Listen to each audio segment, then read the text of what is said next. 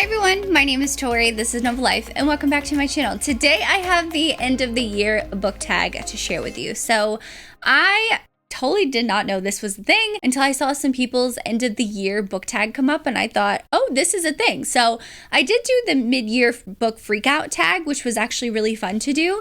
And so while this tag doesn't have that many questions, and I'll have all the questions linked in the description box below, as well as like the first person I think who created this. I don't know, I sometimes with tags, I'm like, I never know who actually created it, but I'm excited to do it because I cannot believe I'm filming this in the middle of November, but I cannot believe we have like a month and a half left of 2023. That is crazy to me. So many things have changed this year. I had so many really cool opportunities this year. I have completely did a career change this year. My reading has changed a little bit. So with all that being said, let's just go ahead and dive into the first question. And that is, are there any books you started this year that you need to finish? So I read probably a book every like 3 days, depending on how I'm reading it. If I read the physical book or if I'm listening to the audio, but there's very few books that like I stop in the middle of.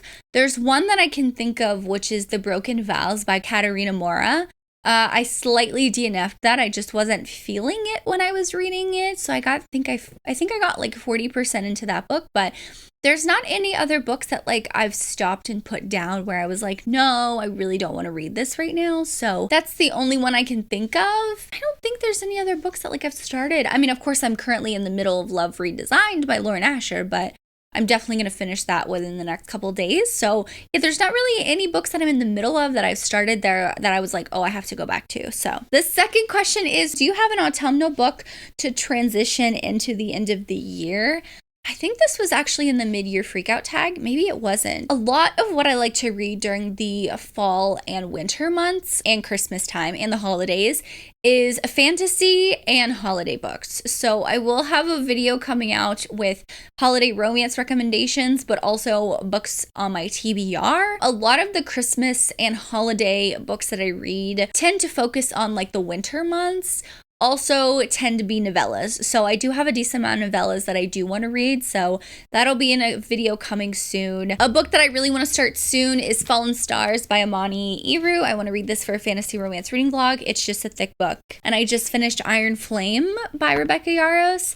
So I'm like, oh, do I want to start another 700-page book? Because I don't know, but that's another book I want to like transition me from like fall to winter, from what I've been reading to like the Christmas holiday romances. So that's one I can think of. I want to reread Crescent City, House of Earth and Blood to tab it up. That's why I have this exclusive edition. I also have heard a lot about Divine Rivals. Who is the author? Oh, Rebecca Ross. I've heard a lot of things about this. I'm a big historical fiction reader, even though I've read no historical fiction this year in 2023. But I think that this is a good transition for me from what I have been reading, where it's more historical fiction with a little fantastical elements, with a little bit of a romance. So I'm actually really excited to start that one. But yeah, that's really all the books to transition. I pretty much am a mood reader, so I pretty much just pick up whatever my mood is. That's how I read. The next question is there a new release you're still waiting for? Or is there a new release from this year that you still need to get to? So yes and yes. New releases. There's a lot of still new releases for November. I want to say, Iron Flame and Love Redesign just came out. Rebecca Jinchak has a new book in her Wildcat series coming out in December. I feel like I'm missing a big one that I can't really remember. JLA just had her new book, A Fire in the Flesh, come out that I want to read before the end of the year. October for romance, there was a lot of romance books that came out in October, like Madame by Sarah Kate, and Lucia Franco had a new book that I literally still haven't gotten to. Irish by Brittany Nicole just came out. There's just so many books that have recently come out that I just haven't gotten to that I definitely want to. Will I? I don't know. I plan to, but like I said, I'm a mood reader, so it's really whenever the mood strikes, you know what I mean? So I don't know. I don't know.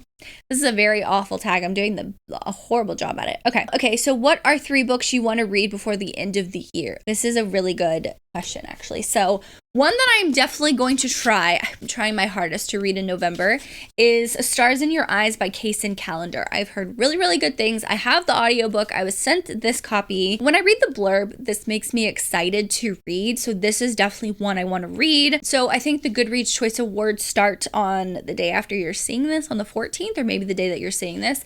So I'm interested to see what books are on there that I haven't read, because I've read a lot of romance books. So specifically for the romance genre, I know I already mentioned, but I do want to read Divine Rivals. This is one that I definitely want to read soon. I've heard really good things. Well, I should say I've heard mixed things. So this is, we'll say that's the second book that I want to read.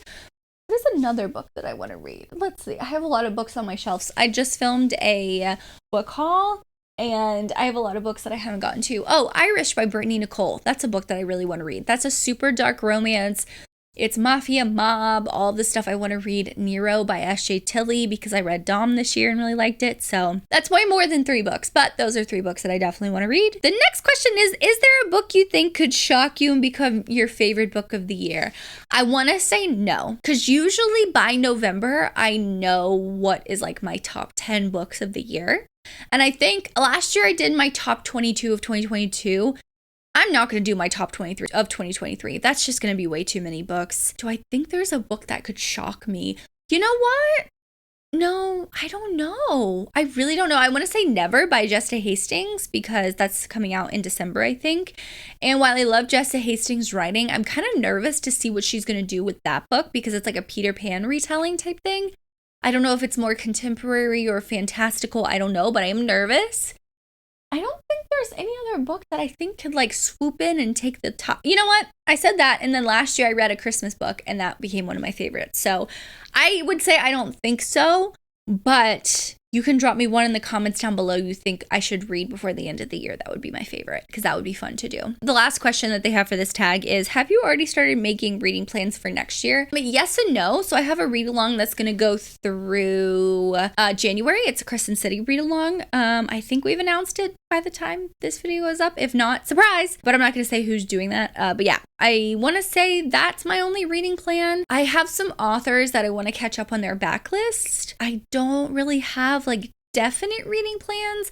I usually do like a 24 books that I want to read in 2024, but I'll probably narrow that down to 10, because honestly, I did that last year. I did 23 books to read in 2023, and I don't think I've touched that list, or I may have read like 2 books off that list, which is very sad to me. But no, I cannot think of any other definite reading plans that I've had. But like I've said at the beginning of this video, 2023 has gone by so fast, and I'm very shocked of how quick it went by. It kind of makes me sad, because the older I get, I feel like the more time passes by, and it makes me just like sad that time is going by so quickly. I've had a lot of amazing opportunities this year that I was not expecting. So yeah, I mean, 2023 has been amazing, and I've read some amazing books. And I don't know, the last like 2 months of the year, I always start this thing where like I set up my new planner, because usually planners go like from the end of 2023 into 2024.